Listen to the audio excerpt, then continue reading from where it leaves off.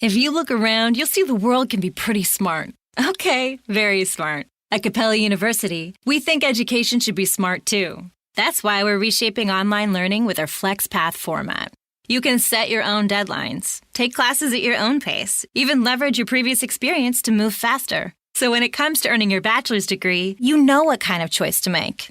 A smart one. Visit capella.edu to learn more. Capella University. Don't just learn smarter.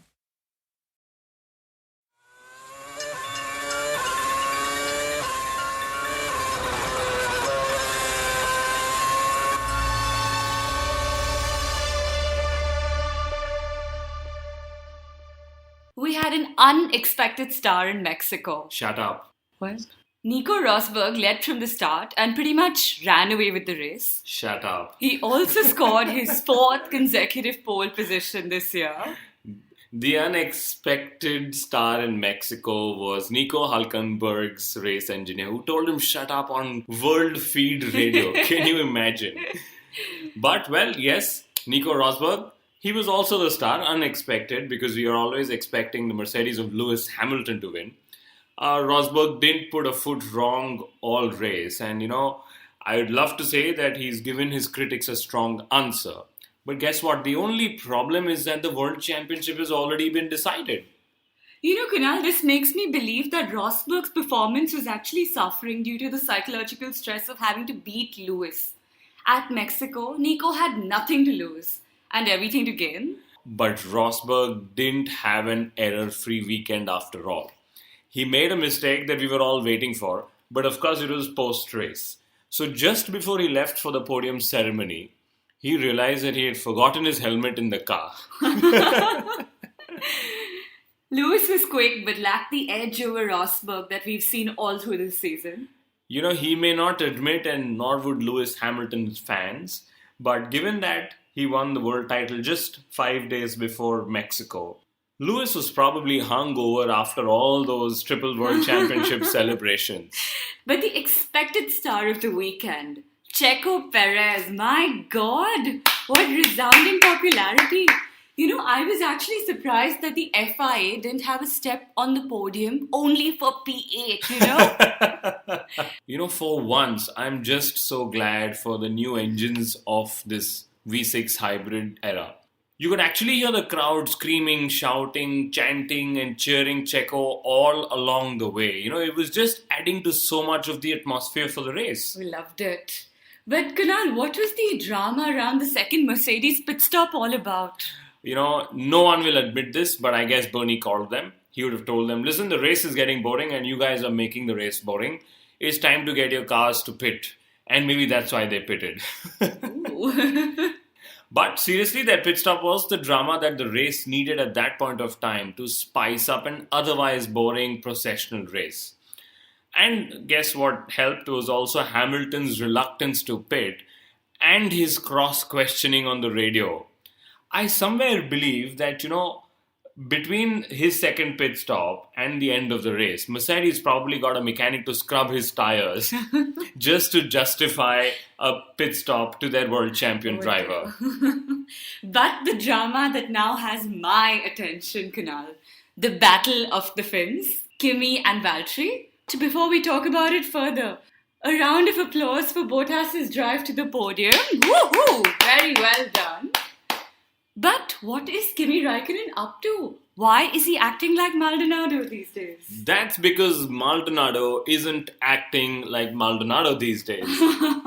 But honestly, I'm very surprised by former world champion Kimi Raikkonen's behavior on track. I guess he's trying too hard and it shows.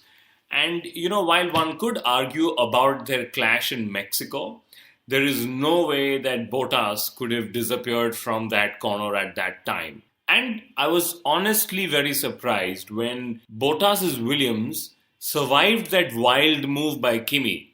I guess it is because it had 007 on the car and maybe that's why it did. But Kunal, as they say, revenge is a dish best served cold on the podium as champagne. Then by that phrase, Rosberg should have thrown the second place cap to Hamilton in the green room. We can't not speak about McLaren. First, for their expected unexpected retirements. And second, for the reports that their key sponsor, Johnny Walker, could well be off to Force India next season. Let's talk of the sporting side of McLaren first. Well, Jenson Button notched up a record-breaking 70-place grid penalty. Woohoo! Wow! And he started from the back of the grid, obviously. Again. In fact, here's an interesting statistic. The last 3 drivers on the grid in Mexico were all world champions. And wait for this. So were the first 3 to retire from the race. In fact, Fernando Alonso didn't even make it through the first lap. Though Alonso admitted he was ready to retire from the race in the first lap itself, thanks to a terminal engine problem that they discovered in his car before the race. I guess when you're in a McLaren, you're always ready to retire. First lap or the last lap of the race. And while we make fun of the team's lack of performance, the sponsors aren't quite enjoying the show. Yeah, and suddenly Force India seemed to be the star of the paddock in the last few Grand Prix, They had a podium in Russia, followed now by talk of Johnny Walker jumping ship from McLaren, and then of course the interest from Aston Martin to pursue a naming rights partnership. Personally, I am extremely excited to know how these developments would fructify in the races to come, and if they will help Force India climb up the rankings in the next season. So it'll be Aston Martin Racing, or will it be Aston Martin Force India F1 team? Interesting question.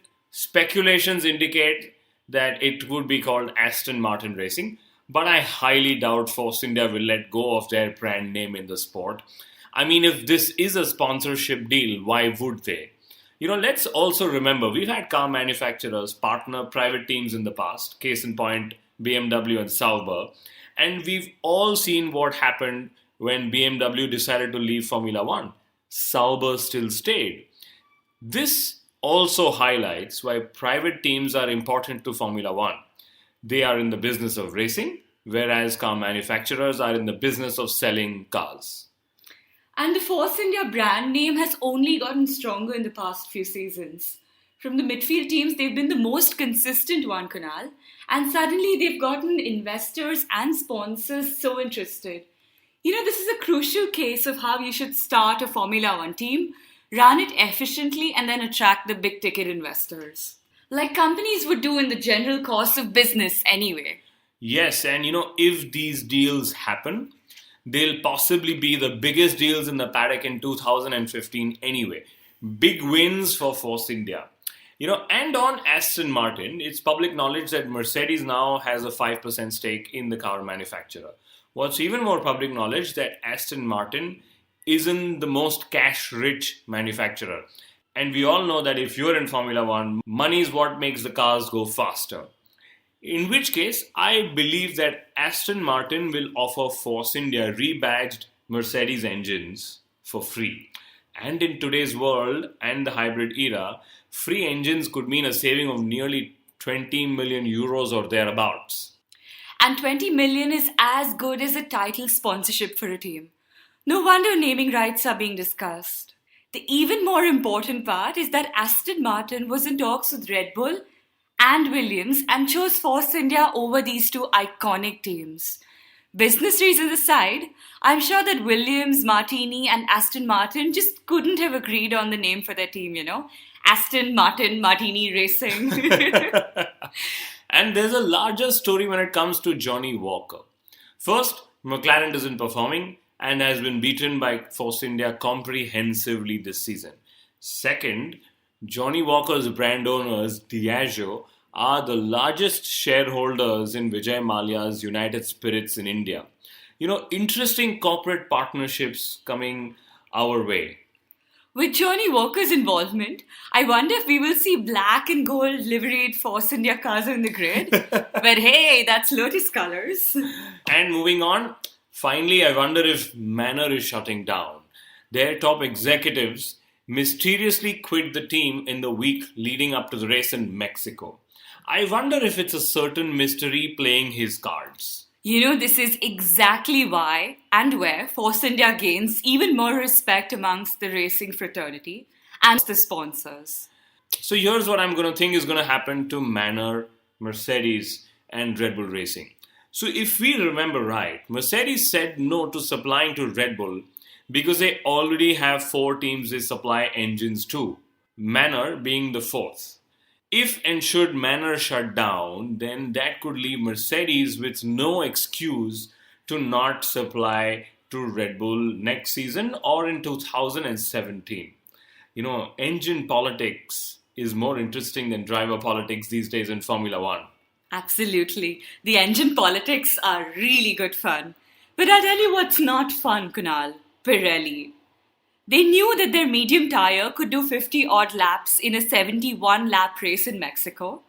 I wonder why they were so conservative in their choices. New tyre market for them, I guess? Well, Formula One has plenty of simulation tools. And I just wish they put it to better use. Especially when the sport is venturing into new markets to attract newer fans. The Mexican Grand Prix was boring, to say the least. And while Formula One is always slow to learn from their mistakes, there was one change in Mexico that got my vote. They moved the podium from the paddock to the grandstand just between the fans.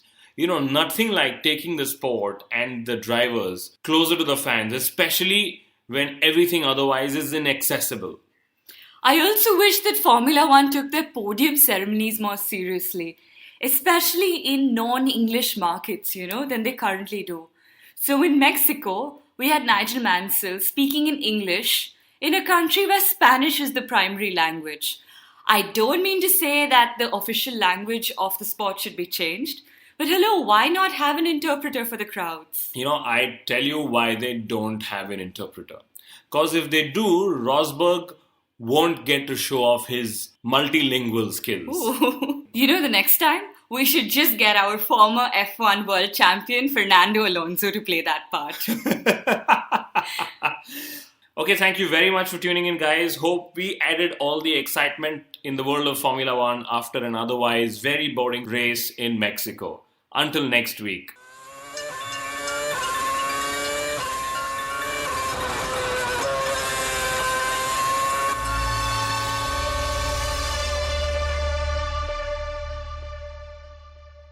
Wendy's Baconator is the ultimate bacon cheeseburger that puts all other cheeseburgers to cheeseburger shame. And now we're bringing that same big bacon energy to shake up and wake up your breakfast with the Breakfast Baconator. Stacked with the fresh cracked egg, sausage, cheese, and bacon. And right now, you can get a free Breakfast Baconator with purchase in the Wendy's app. So get to Wendy's and always be baconating. We got you. Offer available at participating U.S. Wendy's for a limited time during breakfast hours only. Offer must be redeemed via the app. Account registration required.